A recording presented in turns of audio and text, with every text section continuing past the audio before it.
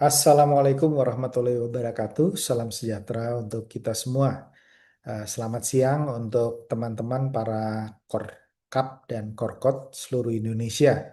Hari ini saya Bonga Sadi Chandra, Koordinator Nasional Program Instalasi Interaktif Flat Panel, akan memberikan beberapa pointers berkaitan dengan pertanyaan dan juga ada beberapa update yang harus kami berikan. Nah, izin saya membuka materi di sini. Oke, ini tanggal 17 Maret 2026 ya teman-teman mungkin sekarang yang merayakan sudah mempersiapkan untuk Lebaran, tapi kami di pusat masih terus bekerja dan di hari Senin sampai besok masih bekerja dan minggu depan itu per hari Senin kami juga masih terus bekerja. Nah, izin saya memberikan beberapa poin. Yang pertama tentang eh, perkembangan data dari apa yang sudah teman-teman lakukan. Saya ingin mengingatkan bahwa eh, dari pusat sudah memberikan deadline bahwa training installer itu semua sudah harus selesai itu pada tanggal 31 Maret 2026. Jadi per April itu akan sudah mulai dijadwalkan ujian untuk para installer. Ya, jadi bagi teman-teman yang korcamnya belum training, ya, ini masih ada walaupun sedikit sekali untuk segera training. Bagi mereka yang sudah menyerahkan semua nama installernya untuk kemudian segera untuk melakukan training installer, ya, dijadwalkan. Ya, hari ini ada jadwal sehari 4 kali, besok juga masih ada jadwal sehari 4 kali, kemudian nanti hari Senin depan itu ada jadwal lagi, ya, baik sehari training Korcam 2 kali dan training installer 4 kali. Data persisnya teman-teman bisa lihat di WhatsApp group, ya. Jadi saya ingin tekankan sekali lagi bagi mereka yang pada tanggal 31 Maret installernya belum mengikuti training, maka dianggap tidak sempurna mengikuti program dan sistem. Dan kalau tidak mengikuti training berarti tidak bisa mengikuti ujian. Oke, ya, ini poin penting sekali. Saya minta tolong teman-teman Korkap dan Korkot melihat data korcam-korcamnya dan korcam-korcamnya diminta untuk mengejar jadwal melakukan training installer. Ya, jadi per 31 Maret itu sudah selesai semua.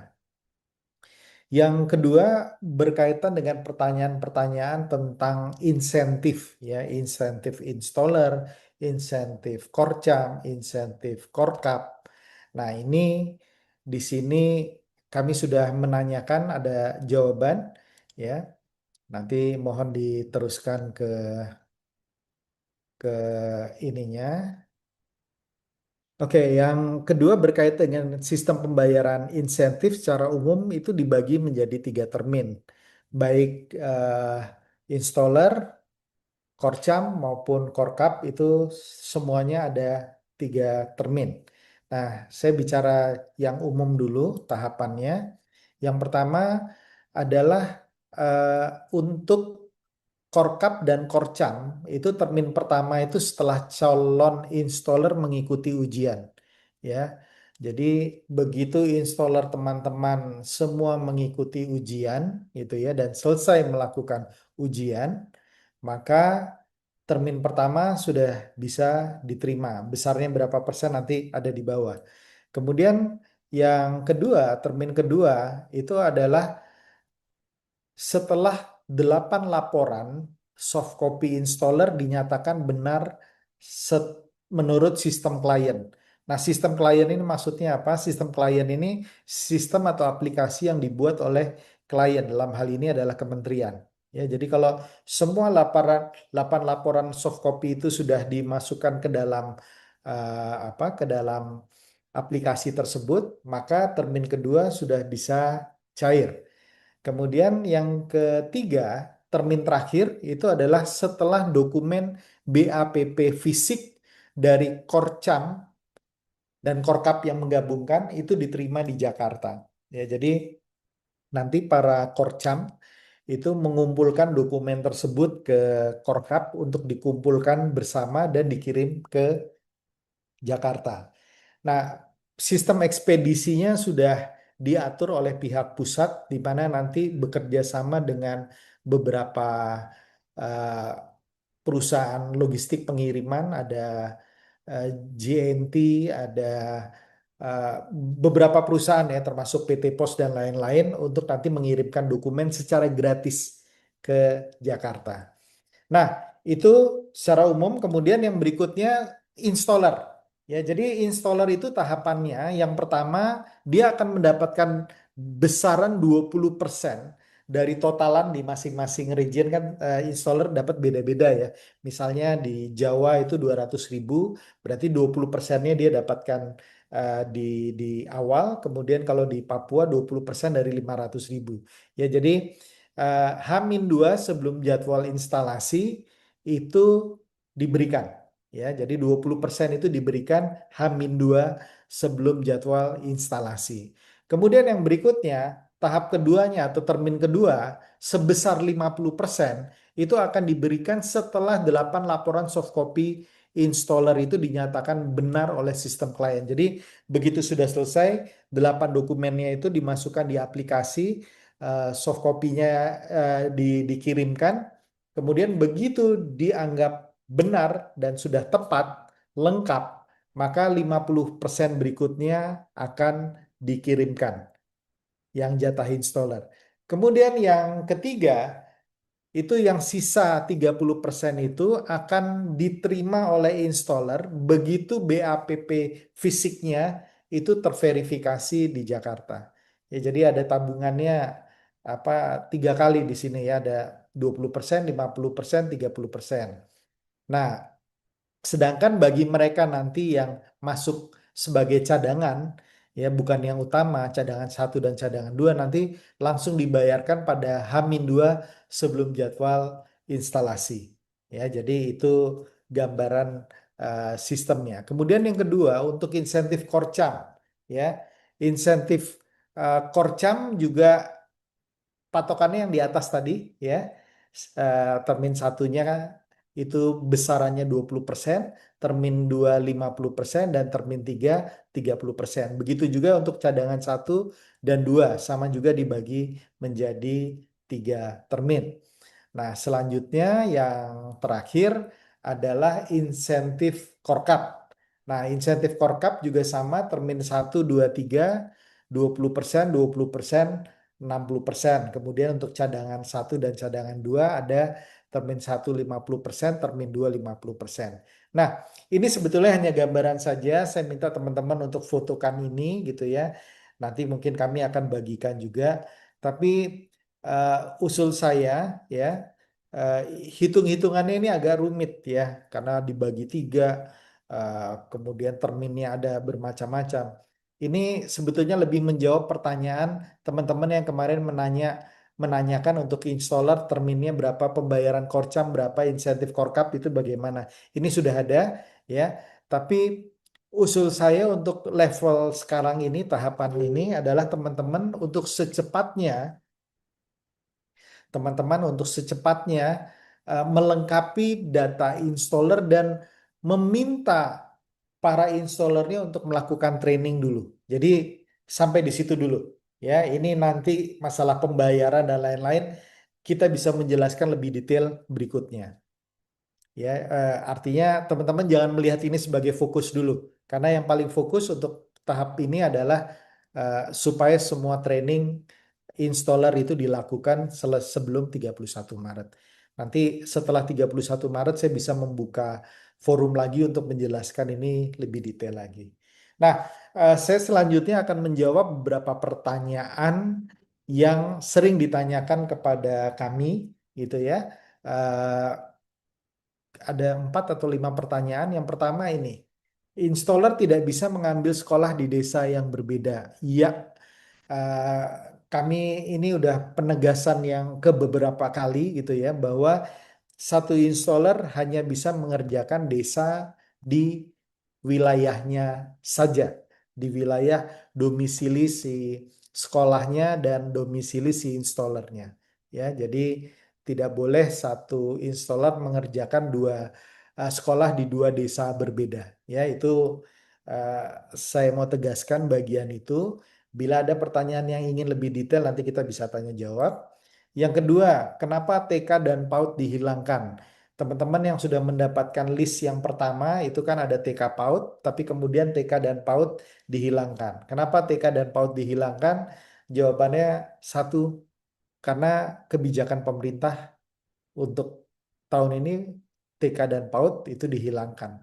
Ya, jadi kami juga ya mendapatkan arahan yang seperti ini, bahwa itu kemudian merubah apa yang teman-teman sudah lakukan, ya lakukan perubahan, lakukan adaptasi, ya karena ya kami juga harus melakukan adaptasi terhadap sistem yang berubah juga gitu ya. Jadi teman-teman mesti pahami bahwa kami juga sebagai Kornas bukan yang memutuskan segala-galanya. Ada pihak YT dan kemudian ada pihak kementerian yang mengatur hal yang berkaitan dengan policy.